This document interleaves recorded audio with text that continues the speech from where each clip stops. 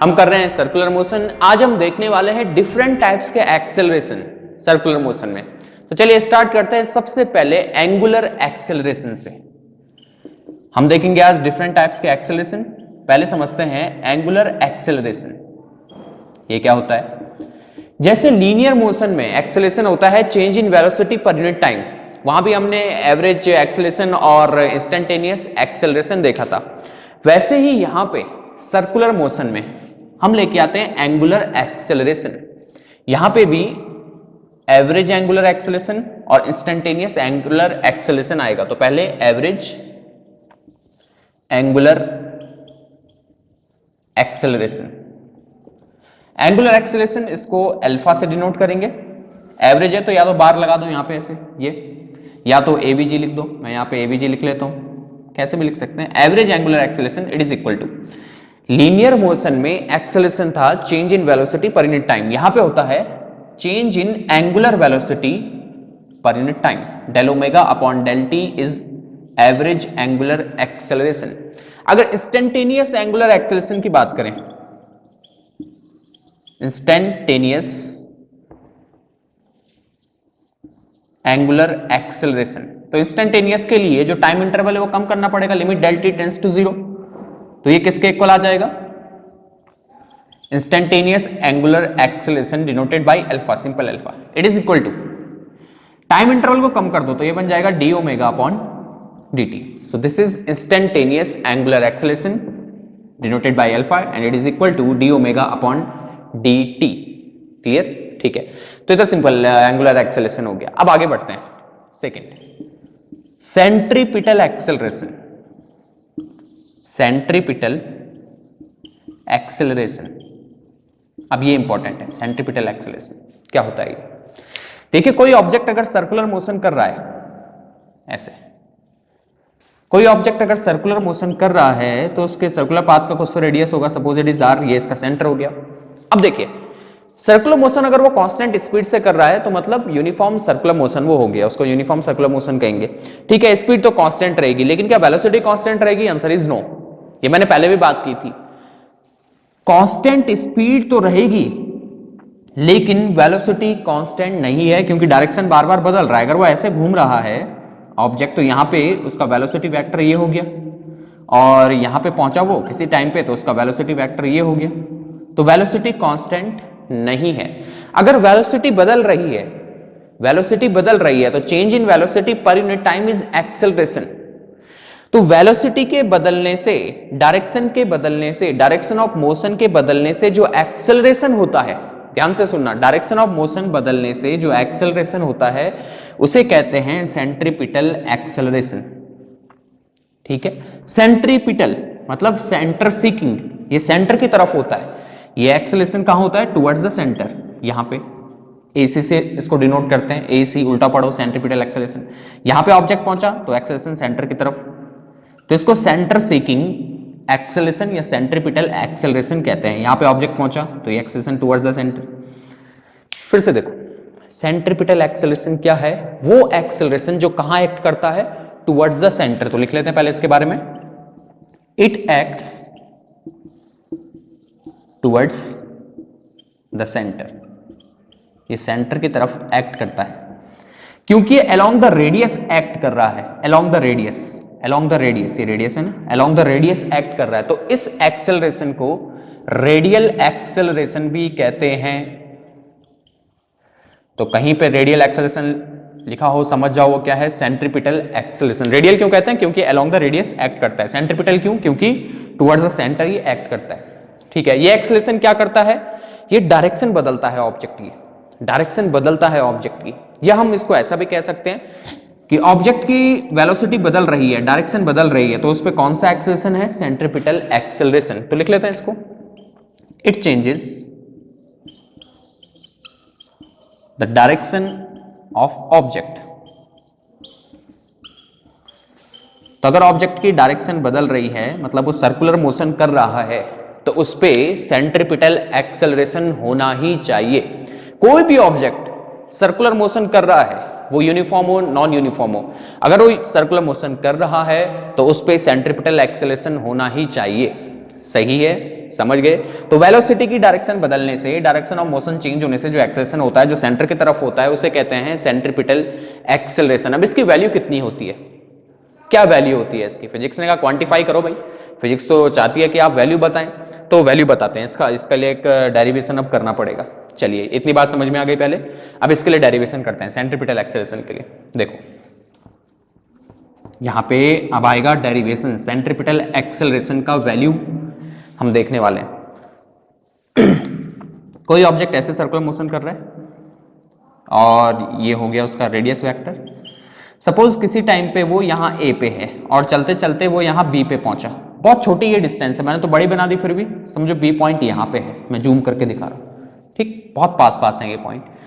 और इसने suppose angular displacement इसका हुआ डी थीटा, एंगुलर डिस्प्लेसमेंट कितना हुआ, डी थीटा, और यहां इसने डिस्टेंस कवर की डीएस, ये आर्क डीएस है, ठीक है, आर्क क्या हो गया, डीएस, और एंगुलर डिस्प्लेसमेंट कितना हो गया, डी थीटा। यहां पे इसका वेलोसिटी वेक्टर ऐसे रहा होगा, suppose this is v1 vector, और यहां पे वेलोसिटी वेक्टर ऐसे हो गया v2 वेक्टर। इसकी वेलोसिटी में कितना चेंज आया, तो हमने कहा इनकी पैरेलल शिफ्टिंग कर दो, v1 की और v2 की। तो v1 को हम यहां पे लेके आ गए, ऐसा है ना, तो v1 को हम यहां पे लेके आ गए ऐसे, और इसकी पैरेलल शिफ्टिंग कर दी, ये v2 हो गया। तो वेलोसिटी में कितना चेंज आया, एक वेक्टर ड्रॉ कर दो, इतना चेंज आया, सपोज ये है dv, इतना चेंज आया, ठीक। तो चेंज इन वेलोसिटी, यहां पे आगे बढ़ते हैं इसमें, change in velocity, change in velocity dv, ये किसके इक्वल होगा, ये होगा v2 माइनस v1 के इक्वल। कैसे सर, कैसे सर? देखिए पहले वेलोसिटी v1 थी, फिर वेलोसिटी v2 हो गई, डायरेक्शन बदल गई ना, v1 ये v2, तो ये चेंज इन वेलोसिटी हो गई। अब देखो यहां पे triangle law of vector addition apply करो, ये देखिए v1 और dv ये सेम ऑर्डर में हैं और v2 अपोजिट ऑर्डर में, तो जो अपोजिट ऑर्डर में होता है वो रिजल्टेंट, तो v2 इक्वल टू लिख सकते हैं dv प्लस v1, तो dv change in velocity it is equal to v2 minus v1। सही है। हमें क्या फाइंड करना है, सेंट्रीपिटल एक्सेलरेशन, जो क्यों होता है, डायरेक्शन बदलने से। तो हमने कहा ये वेलोसिटी तो इतनी बदल गई dv, dv अपॉन dt हमें फाइंड करना है, वही सेंट्रीपिटल एक्सेलरेशन होगा, change in velocity per unit time, वो सेंट्रीपिटल एक्सेलरेशन होगा। क्लियर है, चलो ठीक है। तो dv अपॉन dt फाइंड करना है, उसके लिए हम और कुछ यहां पे कर लेते हैं। इस रेडियस वेक्टर इसका परपेंडिकुलर v2 और इस रेडियस वेक्टर का परपेंडिकुलर v1, इन दोनों के बिटवीन एंगल है डी थीटा। आपने थ्योरम पढ़ा होगा एक मैथ्स में, angle between two lines is equal to angle between their perpendiculars. इन दोनों लाइन के बिटवीन एंगल है डी थीटा, तो इनके परपेंडिकुलर के बिटवीन एंगल कितना होगा, वो भी डी थीटा होगा। Angle between two lines is equal to angle between their perpendiculars. इन दोनों का परपेंडिकुलर v2 v1, तो इसके बिटवीन भी एंगल कितना होगा, डी थीटा। सही है, कितना होगा, डी थीटा। समझ गए, ठीक है। अब ध्यान से देखते जाओ, ध्यान से देखते जाओ, ध्यान से देखते जाओ। ये ए और बी पॉइंट बहुत पास पास है, तो इस आर्क को मैं ऐसा सीधा ले सकता हूं, सही है, बहुत पास पास है ये पॉइंट ए और बी, तो ये आर्क लगभग इस स्ट्रेट लाइन के इक्वल हो जाएगा, अगर पास पास हैं तो ज्यादा डिफरेंस नहीं आएगा, ठीक है। अब ये एक ट्राइंगल बन गया ओ ए बी, एक ट्राइंगल बन चुका है ओ ए बी। अब ओ ए बी और ये ट्राइंगल को देखो, इसका नेम रख लेते हैं कुछ भी, P Q R. O A B और पी क्यू आर क्या सिमिलर होंगे? Yes sir. क्यों? देखो ये एंगल डी थीटा, ये भी डी थीटा, ये एंगल तो इक्वल हो गए। अब देखो ये दोनों साइड इक्वल हैं, आर आर, ये दोनों साइड इक्वल हैं, तो ये दोनों एंगल भी इक्वल होंगे। यहां पे ये दोनों साइड भी इक्वल हैं। कैसे सर, कैसे सर? ये यूनिफॉर्म सर्कुलर मोशन, इसको कंसिडर करो, uniform circular motion, speed constant, speed constant, अगर स्पीड कांस्टेंट तो ये दोनों वेक्टर की लेंथ भी सेम होगी। जो वेक्टर होता है उसकी लेंथ क्या बताती है? मैग्नीट्यूड। तो अगर स्पीड सेम है तो ये मैग्नीट्यूड सेम होगा, मतलब ये v होगा और ये भी v होगा, ठीक है। यहां पे लिख लेता हूं, for uniform circular motion magnitude of v1 और मैग्नीट्यूड ऑफ v2 इक्वल है, और सपोज दोनों v के इक्वल है, दोनों इक्वल है ना, यहाँ पे स्पीड स्पीड स्पीड सेम है सब जगह, स्पीड सेम है तो लेंथ भी सेम होगी, तो v1 इसका मैग्नीट्यूड और इसका मैग्नीट्यूड सेम हो गया। डायरेक्शन अलग अलग है, डायरेक्शन अलग अलग है, लेकिन मैंने मॉड्यूलस लगाया तो मैग्नीट्यूड इक्वल है और दोनों किसके इक्वल है, v के इक्वल है। इतनी बात समझ में आई? ठीक है, फिर से वापस यहाँ पे चलते हैं। इन दोनों ट्राइंगल को देखो, ये दोनों सिमिलर हैं तो क्यों है, ये एंगल तो इक्वल है। अब ये दोनों साइड इक्वल है तो ये दोनों एंगल इक्वल, ये दोनों साइड भी इक्वल है तो ये दोनों एंगल भी इक्वल। ठीक, क्या तीनों एंगल इक्वल हो गए? Yes sir. एक बार फिर से देख लो, सपोज ये वाला एंगल है 100 डिग्री, कितना है ये वाला 100, तो ये भी कितना होगा 100, दोनों एंगल इक्वल है 100, ये भी 100। अच्छा, अब इसमें ये दोनों इक्वल हैं, ट्रायंगल के तीनों एंगल का सम होता है 180, ये अगर 100 है तो ये कितने हो गए 40 40, ये 100 है तो ये भी 100 है, ये भी डी थीटा है, ये 100 है, ये दोनों इक्वल हैं तो ये भी कितने हो गए 40 40, दोनों के तीनों एंगल इक्वल हो गए। नहीं समझ आया? सपोज ये है 120, तो ये कितने हो गए, ये 120 है, ये दोनों इक्वल हैं तो ये 30 30 के हो गए। वैसे ही ये अगर 120, ये 120 है तो ये भी 120 होगा, ये दोनों इक्वल हैं ये साइड, तो ये भी 30 30 के हो गए। तो ओवरऑल दोनों ट्रायंगल सिमिलर हो गए, इनके तीनों एंगल इक्वल हो गए। अगर सिमिलर हो गए तो इनके साइड का रेशियो इक्वल होगा, तो इसका मैंने डीवी उठाया, डीवी। ठीक, इसको यहां ऊपर कर लेते हैं। देखो, हम सेंट्रीपिटल एक्सेलरेशन के लिए फॉर्मूला निकाल रहे हैं, तो इसका मैंने dv लिया, dv, और इसका लिया मैंने ds। ये देखो, ये आर्क ds है ना, ये स्ट्रेट लाइन लगभग इसी आर्क के इक्वल होगी क्योंकि बहुत पास पास हैं और भी, तो इसका लिया मैंने ds। सही है? ठीक है। इट इज इक्वल टू, इसका मैंने v लिया तो इसका मैंने r लिया, v अपॉन r। ठीक, तो यहां से कितना आ जाएगा, dv equal to v upon r ds। सही है? ठीक है। दोनों साइड को मैंने dt से डिवाइड कर दिया। अब देखिए, dv upon dt change in velocity per unit time, it is acceleration. क्या हो जाएगा ये? एक्सेलरेशन। और कौन सा acceleration? dv upon dt centripetal acceleration, ac। इसको ar भी लिख सकते हैं क्योंकि रेडियल एक्सेलरेशन सेंट्रीपिटल एक्सेलरेशन, तो ac ar कुछ भी लिखो, ac लेके चलते हैं, ज्यादातर ac लिखते हैं। तो ac is equal to ds upon dt change in displacement per unit time is velocity, तो ये v बन गया, ये v ऑलरेडी है, v स्क्वायर अपॉन r।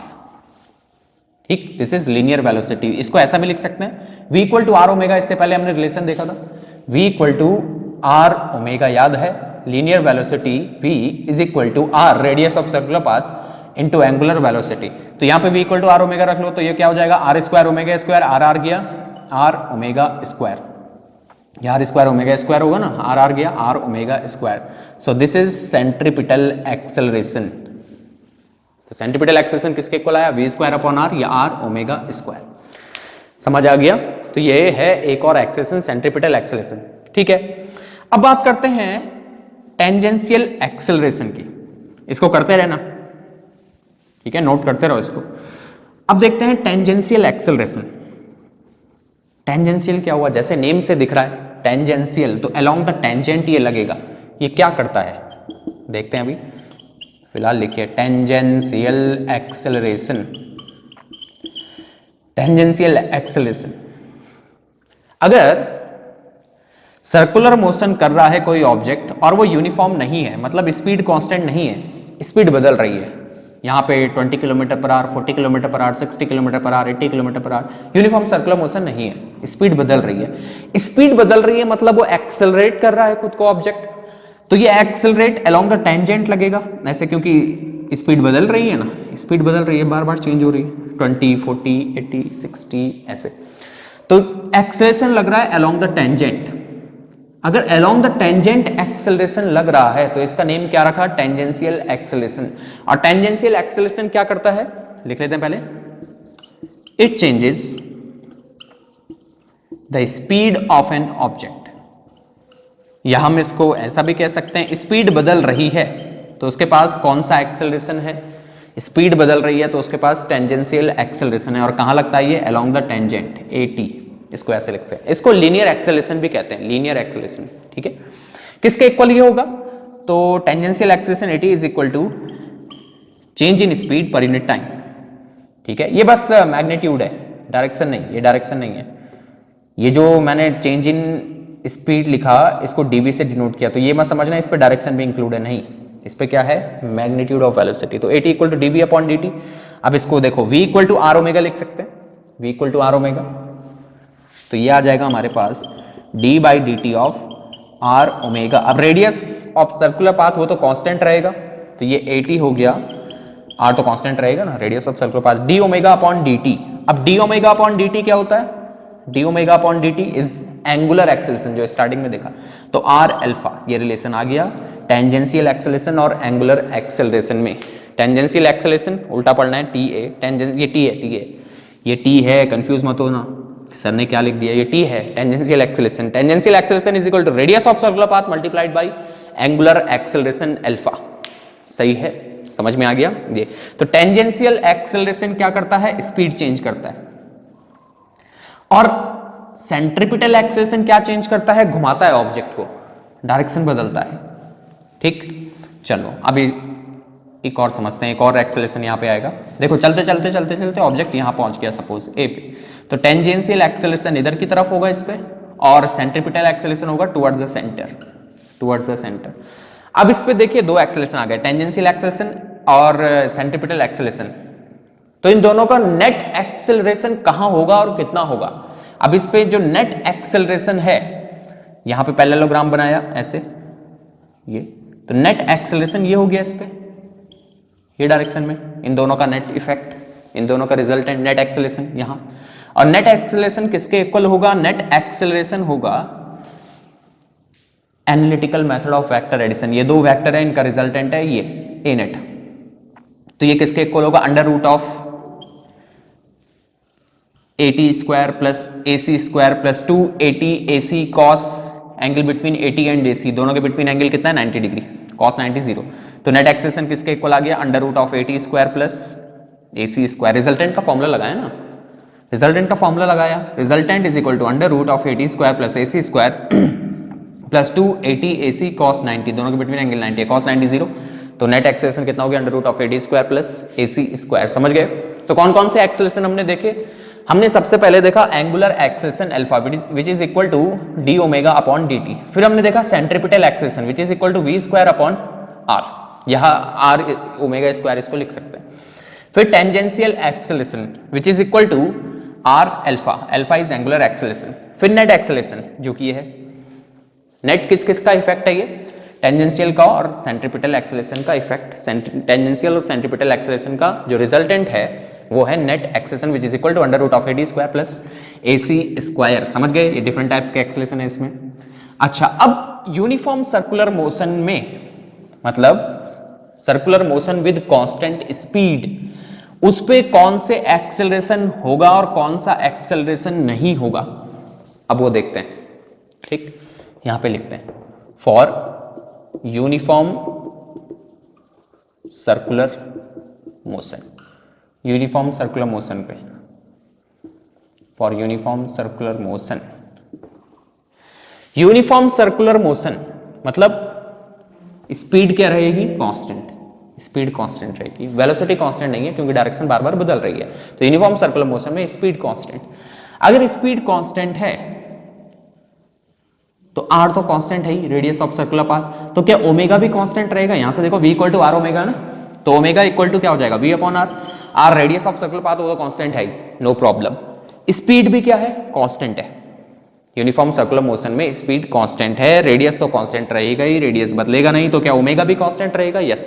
तो यूनिफॉर्म सर्कुलर मोशन के लिए ओमेगा कांस्टेंट लिख लेते हैं इसको। और uniform circular motion angular velocity omega will be constant. अगर ऐसा है, ओमेगा कांस्टेंट है, ये कांस्टेंट है, तो अल्फा किसके इक्वल हो जाएगा, डिफरेंशिएशन ऑफ कांस्टेंट, और कांस्टेंट का डिफरेंशिएशन क्या होता है, जीरो। तो एंगुलर एक्सेलरेशन क्या होगा यूनिफॉर्म सर्कुलर मोशन के लिए, जीरो।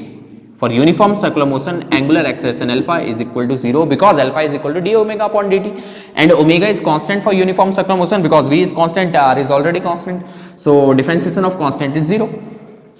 चलिए आगे बढ़ते हैं। अगर बात करें टेंजेंशियल एक्सेलरेशन की, अल्फा तो जीरो हो गया, तो टेंजेंशियल एक्सेलरेशन भी क्या हो जाएगा, जीरो होना ही था, क्योंकि टेंजेंशियल एक्सेलरेशन क्या बदलता है, स्पीड, स्पीड बदलता है, ध्यान देना, स्पीड बदलता है टेंजेंशियल एक्सेलरेशन। तो अगर स्पीड बदल ही नहीं रही है तो इसका मतलब टेंजेंशियल एक्सेलरेशन है ही नहीं। ठीक है जी। अगर बात करें सेंट्रीपिटल एक्सेलरेशन, क्या ये होगा? यस, सेंट्रीपिटल एक्सेलरेशन होगा। बिना सेंट्रीपिटल एक्सेलरेशन के सर्कुलर मोशन पॉसिबल ही नहीं है। तो ओवरऑल तो सर्कुलर मोशन कर रहा है, कैसा भी सर्कुलर मोशन है वहां सेंट्रीपिटल एक्सेलरेशन होना ही चाहिए। ठीक है, centripetal acceleration is must. Okay, तो नेट एक्सेलरेशन किसके इक्वल हो जाएगा? Net acceleration under root of AD square plus AC square, ये तो गया, सॉरी ये तो गया, टेंजेंशियल एक्सेलरेशन नहीं होता है तो under root of AC square मतलब एसी। ठीक है, net acceleration is equal to AC, क्योंकि tangential acceleration uniform circular motion में नहीं होता है। क्यों नहीं होता है? क्योंकि स्पीड नहीं बदलती है। स्पीड नहीं बदलती है तो टेंजेंशियल एक्सेलरेशन नहीं है। तो ओवरऑल क्या ध्यान में रखना है? ये ध्यान में रखना है, ये स्पीड कौन बदलता है? Tangential acceleration. डायरेक्शन कौन बदलता है? Centripetal acceleration. ठीक है, समझ गए? यूनिफॉर्म सर्कुलर मोशन के लिए angular acceleration 0, tangential acceleration 0, centripetal acceleration होना ही चाहिए कैसा भी सर्कुलर मोशन है, और net acceleration under root AC. Clear हो गया? ठीक है, अब क्वेश्चंस कर लेते हैं, एक दो क्वेश्चंस कर लेते हैं अच्छे वाले। चलो करते हैं। A body of mass 10 kg revolves in a circle of radius 0.2 meter making 1000 revolutions per minute. Find its linear velocity and centripetal acceleration. इसकी linear velocity और centripetal acceleration फाइंड करना है। इससे पहले लेक्चर में भी हमने कुछ ऐसा ही क्वेश्चन किया था, यहाँ पे एक नया आया centripetal acceleration। चलिए करते हैं। पहले जो गिवन है लिख लो, मास 10 kg, ठीक है, revolves in a circle of radius 0.2 meter, okay, making 1000 revolutions per minute. ये क्या है? फ्रीक्वेंसी। 1000 रिवॉल्यूशंस पर मिनट हमें सेकंड में चाहिए, ये पर मिनट में है, अपॉन 60 कर दो तो ये हो जाएगा 00 गया 50/3 रिवॉल्यूशंस पर सेकंड में आ गया। ठीक है, find its linear velocity, v find करना है और सेंट्रीपिटल एक्सेलरेशन फाइंड करना है। तो लीनियर वेलोसिटी कैसे फाइंड करें? तो v equal to r omega, r is 0.2, omega कैसे निकालें? ओमेगा इज 2 पाई न्यू, बताया था मैंने इससे पहले लेक्चर में भी। तो ये हो गया 0.4 पाई न्यू, न्यू इज 50/3। तो इसको जब सॉल्व करेंगे ये कितना आएगा? ये हो गया 200 और एक पॉइंट था 20 पाई/3 metre per second. This is linear velocity. अब क्या फाइंड करना है? Centripetal acceleration. तो AC equal to V square upon are.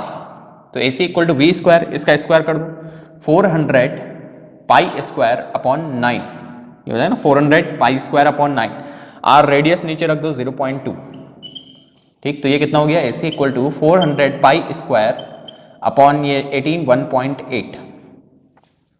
ठीक, ये आ गया हमारे पास सेंट्रीपिटल एक्सेलरेशन। और ये किसके इक्वल हो जाएगा? यूनिट क्या? ये तो इसके इक्वल हो गया, यूनिट क्या हो गई? Metre per second square. ठीक है, 400 pi square by 1.8 metre per second square. अब करते हैं अपना नेक्स्ट क्वेश्चन। ये तो हो गया, यही फाइंड करना था। ठीक है, चलो अब आगे नेक्स्ट क्वेश्चन करते हैं। यहां पे देखो, find magnitude of centripetal acceleration of a particle on the tip of a fan blade. Particle कहां पे? टिप में, फैन ब्लेड की। 0.3 metre in diameter, rotating at 1200 revolutions per minute. चलो भाई इसको भी कर लेते हैं। पहले जो गिवन है उसको लिखो। Find magnitude of centripetal acceleration of a particle on the tip of a fan blade 0.3 metre in diameter, radius 0.3/2 radius चाहिए होता है हमें 0.3/2। तो 0.3/2 मीन्स 0.15 मीटर, ये तो हो जाएगा 0.15 मीटर, बिल्कुल ठीक।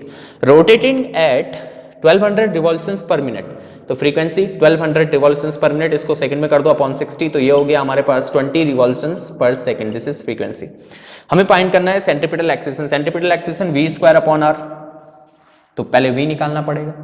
ठीक, वेलोसिटी निकालनी पड़ेगी। वेलोसिटी कैसे आएगी? v equal to r omega, what is r? 0.15 into omega कैसे आएगा? 2 पाई न्यू। इसको करेंगे सॉल्व तो ये हो गया 0.3 पाई पाई, फ्रीक्वेंसी इज 20, तो ये कितना हो गया? 2360 हो गया 6 पाई revolution, sorry 6 pi metre per second. This is linear velocity. ठीक, अब इसको यहां रख दो, तो AC किसके इक्वल आ गया? सेंट्रीपिटल एक्सेलरेशन v स्क्वायर, इसका square 36 pi square upon radius 0.15 metre per second square होगी, v स्क्वायर अपॉन r। चाहे तो इसको फॉर्मूला वो भी रख लो, v equal to r omega रख लो यहाँ पे, r square omega square, r आ गया r ओमेगा स्क्वायर, तो ओमेगा निकाल के ओमेगा स्क्वायर कर दो, r से मल्टीप्लाई कर दो, ऐसे करके भी आ सकता है। तो ऐसे ही प्रैक्टिस करते रहे। आज के लिए इनफ है, बाकी नेक्स्ट लेक्चर में। Thank you.